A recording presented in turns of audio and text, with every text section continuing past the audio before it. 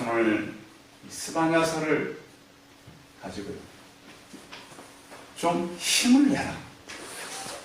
지친 사람들에게 너희 손을 좀 늘어뜨리지 마.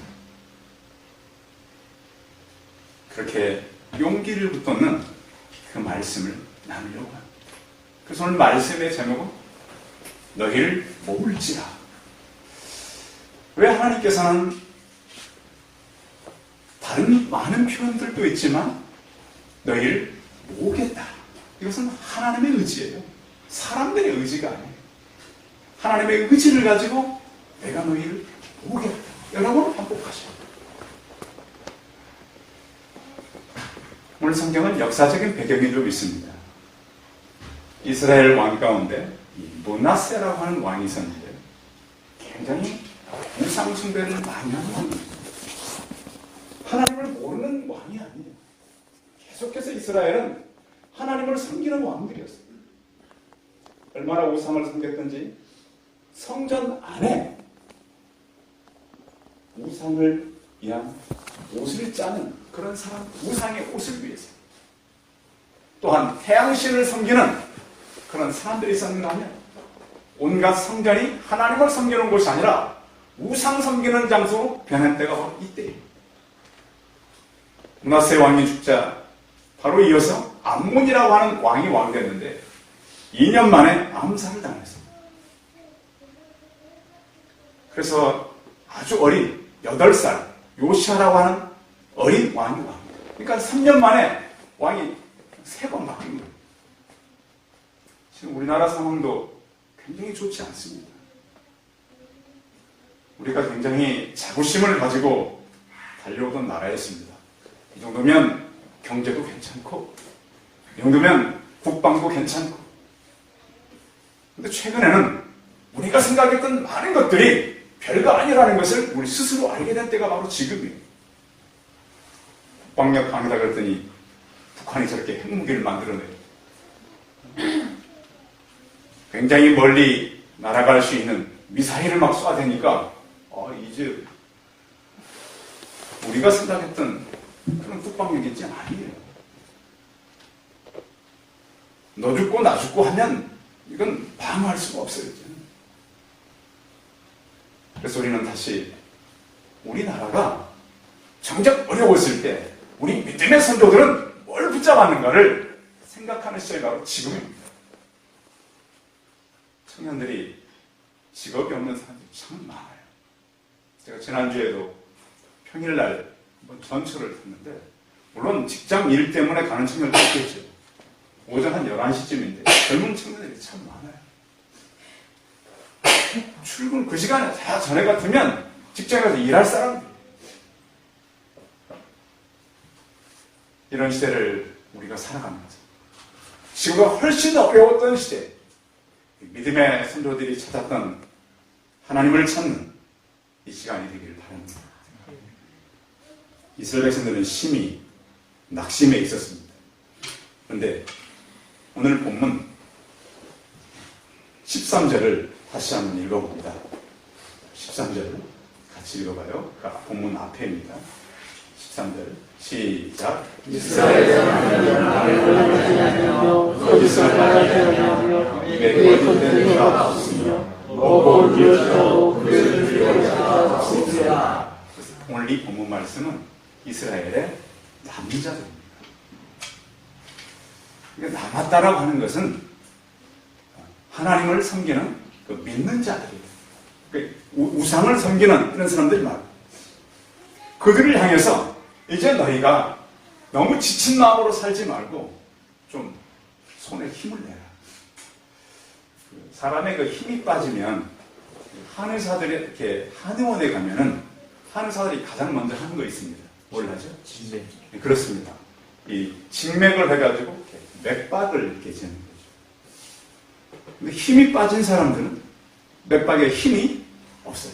제가 청년 때 이걸 전공한 사람, 지금 말고요, 청년 때 한번 딱 쟀더니 야, 이런 건강은 100명에 1명씩 나올 수 있는 건강이다. 지금도 그럴까요? 모르겠어요. 근데 사람이 어떤 좌절을 하고 낙심을 하고 어려운 일이 생기면 이 손에 힘을 잃는 거예요. 그래서 하나님께서는 이스라엘 백성들을 향해서 이렇게 부탁을 합니다. 16절 같이 한번 읽어볼까요?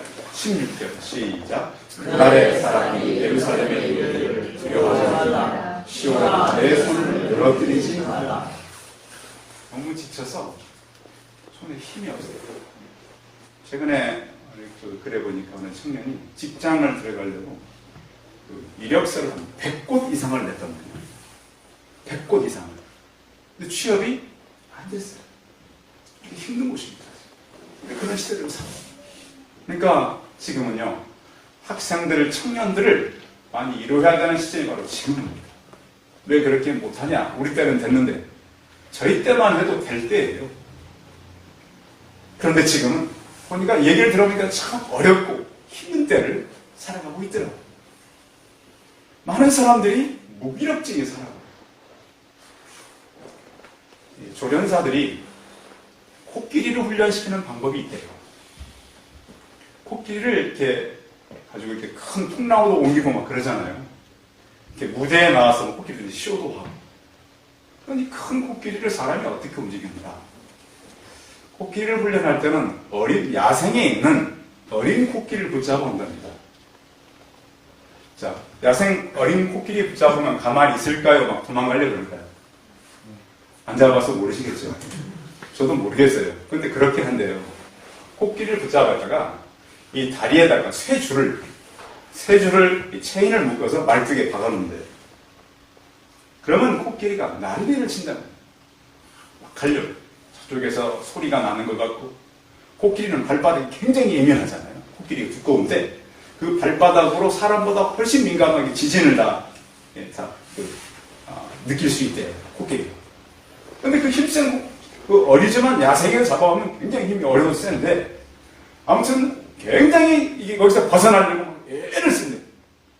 근데 피도 나고 막 다리가 막 찢기고, 근데 어느 정도 시간이 지나면 이 코끼리가 어떻게 하냐면 스스로 포기하고 체념을 한대요. 아, 난 갈 수가 없다. 그래서 갈라 그러면 계속. 그러니까 그게 이제 코끼리 내에 완전히 인식이 되는 거죠. 그때쯤 됐을 때 코끼리 조련사들은 이 쇠줄이 아니라 약한 밧줄을 꺾거든요. 그러면 좀 가다가 줄만 약간 팽팽해지면 가기를 포기한다. 근데요, 사탄도 크리스찬들을 그렇게 합니다. 원래 하나님을 섬기는 사람들은 굉장히 야성이 생깁니다. 우리가 원래 온 곳이 이 땅이 아니잖아요. 우리가 원래 온 곳이 하늘나라고 천국이기 때문에 이 땅에 살면서 그 하나님을 만나면 세상 사람들이 갖지 못하는, 세상이 우리를 갖다 이길 수 없는 능력이 생겨요. 사단이 어떻게 하냐면 계속 시험을 줘요. 신앙이 잘하려고 그러면 실패하고, 기도하려고 그러면 어려운 일이 생기고, 또 처음 교회를 오려고 그러면 무슨 전에 없던 약속이 막 생겨요. 또 교회 가서 오늘 말씀 듣고 내가 말씀대로 살아야지. 그럼 집에 가다가 부부싸움. 특히 이제 저희 같은 경우는 이 주중에 설교 준비하려고 그러면 또 어려운 일을 만들고, 짜증나게 힘든 일을 만들고, 평범 생활을 할 수가 없어요. 그래서 어떤 마음이 생기냐면, 글쎄, 교회 와서 설교 듣는 거하고 삶하고 차이가 있고, 그런 사람이 이렇게 사나 보다, 이런 생각을 갖게 되는 거예요. 그래서 하나님의 능력을 스스로 포기하게 만드는 것이 바로 사단의 역할이에요. 친구 여러분, 오늘 스바냐는 이렇게 어떻게 보면 너무 무기력증에 학습된 이스라엘 백성들을 향해서 말씀하는 거예요.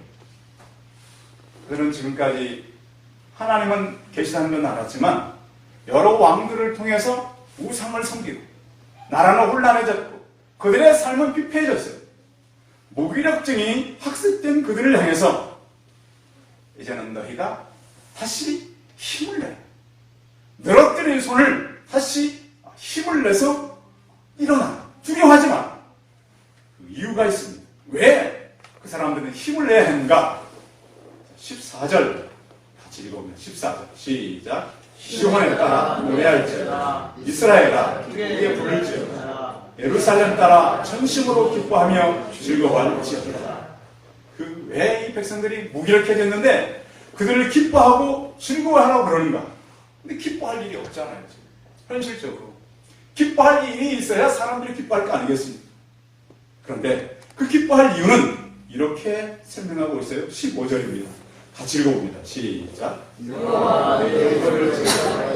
내 원수를 쫓아냈으며 이스라엘 왕 여호와가 너희 가운데 계시니 내가 다시 화를 당할까 두려워하지 아니할 것이다. 아멘.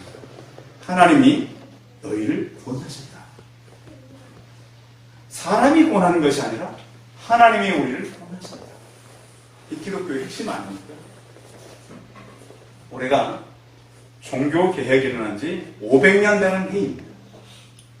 종교개혁은 1517년 10월 31일 종교개혁자 루터가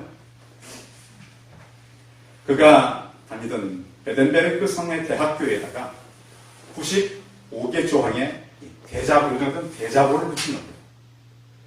95개 조항은 이렇게 되어 있습니다. 우리는 회개해야 된다.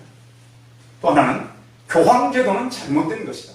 지금도 그 교황제도가 진행되고 있잖아요. 연옥은 잘못된 것이다. 면제부도 잘못된 것이다. 이것을 성경에서 찾아서 95개 조항을 핫썼습니다. 문제는 교황청이 비상이 걸렸습니다. 야, 우리가 해놓은 모든 것을 잘못됐다고 말하는 사람이 나타났다.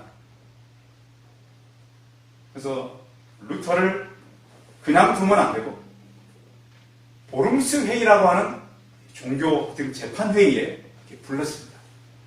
그때쯤에 꼭 뭐 그 시점은 아니겠지만 루터가 너무 실망했어요. 종교개혁을 하는데 너무 어려워요. 너무 지쳐가지고 집으로 이렇게 지친 몸을 돌아오는데 루터의 아내 캐서린이 갑자기 상복을 입고 나타난 겁니다. 루터가 깜짝 놀랐습니다. 아니, 누가 죽었어? 당신을 보니까 하나님이 죽으셨습니다. 왜 그렇게 절망하고 왜 이렇게 낙심해하고 다닙니까? 루터는 다시 힘을 얻었다고 그러죠. 보름수회에 그는 불려가서 이런 얘기를 합니다. 당신이 지금 쓴 책과 당신이 말한 모든 것이 잘못됐다고 이 회의장에서 얘기해요. 그럼 내가 우리가 아무 일도 없는 것처럼 합니다. 루터는 하루의 시간은 달라요. 그런데 루터가 그 회의장에 갈 때 이미 루터를 보호하는 사람이 있었습니다. 그 회의장에서는 루터의 신변을 보장해달라. 그래서 거기 어떤 힘 있는 그 사람이 루터를 보호하고 있었어요. 루터는 그 자리에 가서 당당하게 얘기합니다. 나는 여기에 서 있습니다. 나는 내가 지금까지 책을 쓰고 얘기한 걸 처리하지 않을 것입니다. 그리고 유이 사라져버립니다. 루터가 쓴 찬송이 585장 내 주는 강한 성 방패와 병기 대신이 큰 환난에서 우리를 구하여 내시리. 옛 원수 마귀는 이때도 힘을 써 모략과 권세로 무기를 삼으니 천하에 누가 당하리요. 지금 대한민국의 많은 어려움이 저는 교회에 있다고 봅니다. 저는 목회자 한 사람으로서 목회자들의 책임자는 크다고 생각합니다. 다시 우리는 내주는 강한 성이라고 하는 담대함으로 나가야 될 때가 바로 지금이라고 생각합니다. 루터는 그 후에 누군가에 의해서 납치됐습니다. 죽었다는 소문도 있었고 갑자기 사라졌다는 소문만이 남아있었습니다. 그런데 그건 납치당한 것이 아니었고 그를 아꼈던 프리드리히 3세가 그를 보호했습니다. 바르트 부르크라는 성에 가서 그는 살면서 그 당시에는 독일어 성경이 없었는데 헬라어를 바로 독일어로 신약 성경을 번역하게 됩니다. 그러면서 독일 사람들이 다시 개혁에 참여하게 됩니다. 그 이후에 보름수회는 이렇게 결정을 합니다. 그 칙령을 내렸는데 루터를 이단으로 규정하고 루터의 사상을 전파하는 사람을 체포하여 처형하라는 내용을 그들은 결정을 합니다. 그러나 그 루터의 종교개혁은 멈추질 않았습니다. 오직 믿음, 오직 성경, 오직 은혜, 오직 하나님의 영광을 위하여 그렇게 믿음으로 살았던 이 믿음은 지금도 이어가고 있는 것입니다. 성도는 혹시 살아오다가 절망하거나 낙심하거나 지치셨습니까? 살아계신 하나님이 우리 함께 하심을 믿으시기 바랍니다. 그 하나님은 우리를 구원하셨습니다. 영원히 죽을 수밖에 없는 우리를 구원하시고 또 그 하나님은 구원해주고 혼자 살라고 한 것이 아닙니다. 17절 같이 한번 읽어봅니다. 17절 시작. 너희 가운데 계시니 그는 구원을 베푸실 전능자시다. 그가 너로 말미암아 기쁨을 이기지 못하시며 너를 잠잠히 사랑하시며 너로 말미암아 즐거이 부르며 기뻐하리라 하시니라. 그 하나님은 그 사역 가운데 가장 큰 일은 뭐냐면 우리와 함께 한다는 겁니다. 아무리 약해도요, 힘 있는 누군가가 그 옆에 있다면 약한 것이 아닙니다. 아무리 부족하다 할지라도 힘 있는 누군가가 그 옆에 있다면 부족한 것이 아닙니다. 열왕기하 6장에 보면 아람 군대가 갑자기 쳐들어와서 엘리야가 있는 성을 둘러쌉니다. 그때 아침에 일찍이 이 사환이 나가서 보니까 온 군대가 이 성을 아람 군대가 둘러쌌습니다. 그때 이 종이 이렇게 얘기합니다. 아하, 내 주여 어찌하리까. 우리는 이제 끝났습니다. 이 성을 이렇게 많은 군대가 포위했는데 뭐 나갈 데도 없죠. 전쟁에서 가장 그 무서운 전쟁이 보급로를 차단하고 에워싸는 겁니다. 그럼 전쟁할 것도 없습니다. 보급로만 차단하고 기다리고 있으면 모든 그 안에 있는 사람들은 뭐 굶어 죽든지 자수하고 나오든지 이렇게 하는 것입니다. 우리는 이제 죽었습니다. 근데 엘리야는 기도합니다. 하나님, 눈을 열어서 종의 눈으로 보게 하옵소서. 그 종에 보니까 불말과 불병거가 산에 가득했다 그랬습니다. 성도 여러분, 교회에 오셔서 여러분의 영안이 열려주시기 바랍니다. 저는 이 얘기를 자주 합니다. 육신의 세계는 한계가 있습니다. 그러나 성경은 모든 성경의 기록자들은 하나님을 만난 사람들이 기록한 책입니다. 그런데 책이 놀랍게도 사실이라는 거예요. 우리는 가짜를 믿는 게 아니잖아요. 근데 요즘 이렇게 들어보면 가짜처럼 하나님을 생각하면 너무나 많아. 저와 함께 신앙생활 하시는 송파선교 성도로 하나님을 진짜로 만나시기 바랍니다. 하나님이 없는 것처럼, 아무도 없는 것처럼 그렇게 살지 않기 바랍니다. 지치고 낙심한 이스라엘 백성들, 너희 하나님 여호와가 너희 가운데 계시니 주님께서도 두세 사람이 내 이름으로 모인 곳에는 나도 그들 중에 있느니라 이렇게 말씀하셨어요. 그런데 하나님은 어떤 하나님인가? 하나님은 다시 너희를 회복시키겠다 이렇게 말씀하십니다. 18절 한번 읽어볼까요? 18절 시작. 내가 절벽하며 근심하는 자들을 보니 내게 속하자 내게 지워진 짐이 지옥이 되었습니다. 하나님께서 이제 너희를 회복시키는데 회복시키는 방법은 한 가지입니다. 너희를 모으겠다. 오늘 본문에서 18절, 19절, 20절에 계속해서 모으겠다 하는 것은 하나님의 의지입니다. 내가 너희를 괴롭힌 자들을 벌하고 저는 자들을 구원하고 쫓겨난 자를 모으고 근심하는 자 모으고 쫓겨난 자 모으고 너희를 모을 텐데, 이 모은다는 말은 새로운 땅으로 옮기겠다 이 말이 포함되어 있습니다. 교회는 이 땅에서의 새로운 땅입니다. 누구든지 그리스도 안에 있으면 새로운 피조물이다. 이전 것은 지나갔으니 보라 새 것이 되었다. 우리는 옛사람이 아닙니다.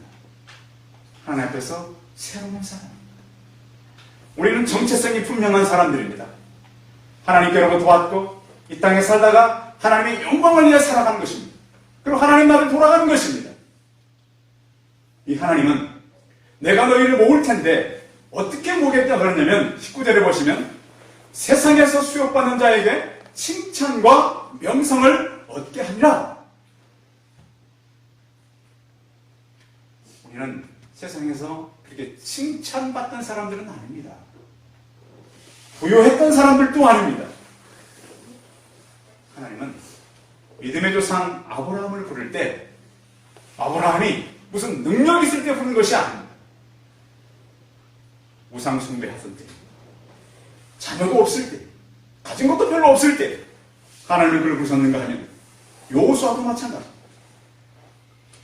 부르자마자 처음에는 여리고성 점령하고 너무 기뻤습니다. 아이상에 가서 수십 명의 사람들은 죽자 사람들의 마음이 물같이 녹았다 그랬습니다.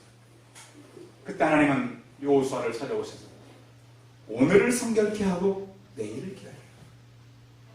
그래서 하나님께서 그들에게 말씀한 가나안 땅을 다 찾아야 합니다. 여호수아의 의지가 아닙니다. 모세도 마찬가지. 나이 80이 되도록 자기 어떤 일이 없었습니다. 장인의 양을 키우던 사람입니다. 내가 가서 말해라. 바로에게 말해라. 하나님, 나는 입이 둔해서 말할 줄 모르는 사람입니다. 보낼 만한 자를 보내십시오. 이렇게 거부했던 사람. 그를 불러서 하나님은 이스라엘의 지도자로 삼아. 베드로도 마찬가지입니다. 그럼 어릴 때부터 고기 잡는데 참뼈가 굵은 사람. 아무것도 잡지 못했습니다. 다 실패했습니다. 그때 주님께서는 나를 따라. 주님, 나는 죄인입니다. 이런 고백이 어떻게 나올 수 있을까요? 베드로가요, 예수님 다가왔을 때 목격한 현장은 우리가 잘 모르는 현장이에요. 그냥 성경 읽는다고 여러분 물어보면 잘 몰라요. 어떻게 그물이 찢었는데 고기가 그대로 있겠어요? 말도 안 되는 성경이도 제가 볼 때는. 저는 어릴 때부터 바닷가 자란 사람입니다. 베드로가 잡은 고기는 죽은 고기가 아닙니다. 화려했다고요. 그물 찢으면 화려가 어떻게 돼요? 보셨어요? 다 나가야 봤습니다. 근데 고기가 그대로 있었어요. 배는 두 배가 가라앉았습니다. 가라앉으면 이미 모든 건 다 없어지는 겁니다. 근데 이상이 없었어요. 나는 죄인으로서이다. 나를 떠나소서. 여러분들 살아가면서 때로는 좌절과 절망이 있을 것입니다. 삭개오도 마찬가지입니다. 여리고의 세리장이면 요즘 같으면 굉장히 높은 직급입니다. 그 당시의 여리고는 굉장히 많은 사람들이 왕래하는 그러한 도시였고 또 새로운 여리고가 이미 만들어져 있었습니다. 거기에 세리장은 굉장히 많은 굴을 누리는 사람이었어요. 그러나 그도 물줄이 그를 채울 수 없었어요. 그에게 다가온 삭개오의 집에 예수님은 임했던 것입니다. 하나님은 이렇게 부유하지 못한 자, 때로는 좌절한 자들, 절망한 자를 불러서 오늘 성경에 있는 대로 내가 너희에게 이제는 사람들로 하여금 그런 치욕이 아니라 칭찬과 명성을 얻게 하겠다. 이렇게 말씀하셨습니다. 하나님은 우리를 송파 새송교로 불러 모았습니다. 우리가 힘이 있어서 불러 모은 거 아닙니다. 우리가 어떤 하나님께로부터 부름 받을 만해서 부른 거 아닙니다. 연약하고 나약하지만 하나님은 우리를 통해서 그분께서 하실 계획이 있기 때문에 그런 것입니다. 20절 다 같이 읽어볼까요? 20절 시작. 내가 그때 너희를 부르고 그때 너희를 부르자. 내가 너희 전에서 너희를 사사표를 부르게 때 너희에게 천하 만민 가운데서 명성과 칭찬을 얻게 하리라. 여호와의 말이라. 아멘. 여러분 이 말씀을 여러분 마음 가운데 믿으시기 바랍니다. 하나님은 우리를 구원하셨습니다. 우리와 함께 하신다고 약속했습니다. 그분은 우리 성도님들 한 분 한 분을 회복해 갈 것입니다. 회복의 방법은 너희를 보겠다. 여러분 마음들이 모아지고 여러분 흩어졌던 삶들이 모아지고 여러분 신앙이 모아져서 하나님을 뜨겁게 사랑, 칭찬과 명성을 얻는 우리 성도들이 다 되시기 바랍니다. 기도하겠습니다. 살아계신 하나님, 나라가 많이 흉흉하고 또 여러 가지 일로 인해서 사람들의 마음이 많이 갈라져 있습니다. 주님, 오늘 스바냐에게 찾아오셔서 남은 자들, 내가 너희를 구원하여 이미 모든 죄를 다 갚았고 내가 너희와 함께 할 것입니다. 너희를 모을지라고 회복의 약속을 해주셨습니다. 하나님 아버지, 성경의 모든 주인공들이 하나님을 보고 만난 것처럼 우리 또한 그 하나님을 보고 만나기를 원합니다. 이 시대 사람들이 하나님을 놓친 것들이 참 많습니다. 그러나 우리는 영원하신 하나님, 생명의 하나님을 붙들게 하여 주시옵시고 우리를 다시 모을지라고 선언하신 그 약속에 저희가 늘 반응하고 또 믿고 나가는 우리가 되게 하여 주시옵소서. 주 예수 그리스도의 이름으로 기도하였습니다. 아멘.